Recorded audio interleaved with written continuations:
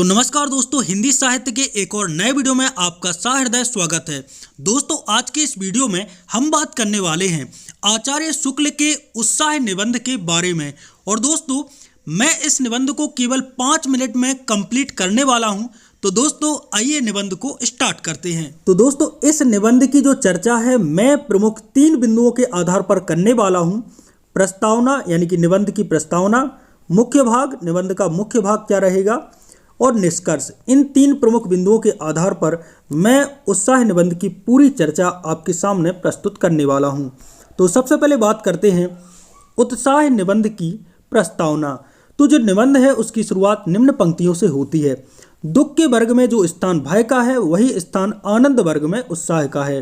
भय में हम प्रस्तुत कठिन स्थिति के नियम से विशेष रूप में दुखी और कभी कभी उस स्थिति से अपने को दूर रखने के लिए प्रयत्नवान भी होते हैं।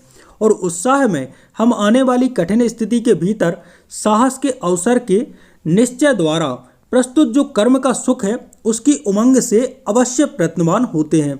तो ये कुछ प्रमुख पंक्तियां, मतलब निम्न जो शुरुआत में जो पंक्तियां हैं निबंध की, उनको मैंने यहाँ पर रखा है। तो दोस्तों, आचार्य रामचंद्र शुक्ल ने उत्साह निबंध में मानव जीवन में उत्साह के महत्व को प्रभावशाली ढंग से प्रस्तुत किया है। उत्साह को उन्होंने जीवन की गति और प्रगति का आधार बताया है। यह मनुष्य की मानसिक और शारीरिक ऊर्जा को सक्रिय करता है और उसे अपने लक्ष्य की ओर अग्रसर करता है। शुक्ल जी के अनुसार उत्साह के बिना कोई भी कार्य आरंभ या पूर्ण नहीं हो सकता। यह न केवल मनुष्य को कर्मठ बनाता है बल्कि उसके विचारों और कार्यों में संतुलन भी स्थापित करता है। यह निबंध मानवीय जीवन में उत्साह के विभिन्न पक्षों पर केंद्रित है। अब हम बात कर लेते हैं निबंध के मुख्य भाव की या मुख्य भाग की। ठीक है, मुख्य भाव या मुख्य भाग एक ही बात है। उत्साह निबंध में आचार्य रामचंद्र शुक्ल ने मानव जीवन में उत्साह की भूमिका और उसके प्रभाव को विस्तार से समझाया है। उनका कहना है कि उत्साह वह प्रेरक शक्ति है जो एक प्रकार से प्रेरक शक्ति मतलब जो प्रेरणा दे, जो मनुष्य को अपने उद्देश्य की प्राप्ति के लिए प्रेरित करती है। उत्साह केवल भावना नहीं है बल्कि यह एक मानसिक संकल्प है। यहाँ पर उत्साह को एक भावना मात्र नहीं माना है, शुक्ल जी ने इसे यह मतलब एक मानसिक संकल्प माना है और शारीरिक सक्रियता का संगम है। यानी कि जो उत्साह है वह मानसिक संकल्प और शारीरिक सक्रियता का संगम है। यह मनुष्य के भीतर साहस और आनंद का संचार करता है। साथ ही दोस्तों, शुक्ल जी ने बताया कि उत्साह तब तक पूर्ण नहीं होता जब तक यह कर्म में परिवर्तित ना हो जाए। यानी कि जब तक कोई भी उत्साह है वह काम में ना बदल जाए तब तक वह पूर्ण नहीं माना जाता है। केवल सोचने से उत्साह की अनुभूति नहीं हो सकती है। यह तभी संभव है जब व्यक्ति अपने प्रयासों को क्रियान्वित करे, यानी कि क्रिया के रूप में करे, यानी कि उसे करे, कर्म के रूप में परिवर्तित करे, तभी उत्साह को पूर्ण माना जाएगा।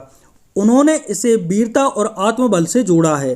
वीर व्यक्ति का उत्साह केवल बाहरी पराक्रम तक सीमित नहीं होता है बल्कि यह उनकी मानसिक दृढ़ता और आत्मविश्वास से भी संबंधित है। उन्होंने यह भी समझाया कि उत्साह का प्रभाव केवल व्यक्ति तक सीमित नहीं रहता बल्कि यह उसके वातावरण और अन्य व्यक्तियों को भी प्रभावित करता है। उत्साह जीवन में आनंद, संतोष और प्रगति का स्रोत है। अब दोस्तों, यहाँ पर जो लेखक हैं उन्होंने उत्साह को जीवन में आनंद, संतोष और प्रगति का स्रोत भी माना है। यह मनुष्य को अपने भीतर छिपी संभावनाओं को पहचानने में मदद करता है और उसे हर चुनौती का सामना करने का साहस देता है। शुक्ल जी ने उत्साह को निरंतर प्रयास और दृढ़ संकल्प का, इन दोनों का प्रतीक माना है। उनके अनुसार यह मनुष्य को न केवल कार्य करने की प्रेरणा देता है बल्कि उसे सफल होने का आत्मबल भी प्रदान करता है। अब बात कर लेते हैं शुक्ल जी के निबंध उत्साह के निबंध मतलब निष्कर्ष के बारे में। तो हमारा तीसरा पॉइंट है निबंध का निष्कर्ष। उत्साह निबंध का निष्कर्ष यह है कि उत्साह मानव जीवन की सबसे महत्वपूर्ण प्रेरक शक्ति है। प्रेरक मतलब प्रेरणा देने वाली शक्ति है। यह व्यक्ति को कर्मशील, साहसी और आत्मविश्वासी बनाता है। उत्साह से ही जीवन में प्रगति और आनंद का मार्ग प्रशस्त होता है।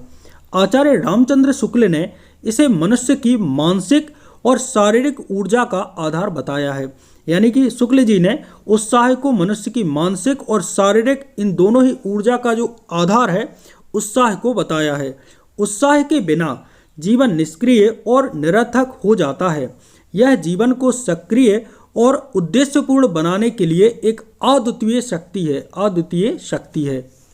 तो दोस्तों यहीं पर हमारा जो उत्साह निबंध है वह होता है समाप्त। यदि दोस्तों आपको पढ़ना है म्युनिसिपैलिटी के कारनामे निबंध, तो यहाँ पर एक वीडियो सजेशन में आ रहा होगा, उस पर क्लिक करिए और म्युनिसिपैलिटी के जो कारनामे हैं इस निबंध को आप इस वीडियो में जाकर पढ़ सकते हैं। मिलते हैं उसी वीडियो में, तब तक के लिए जय सिया राम।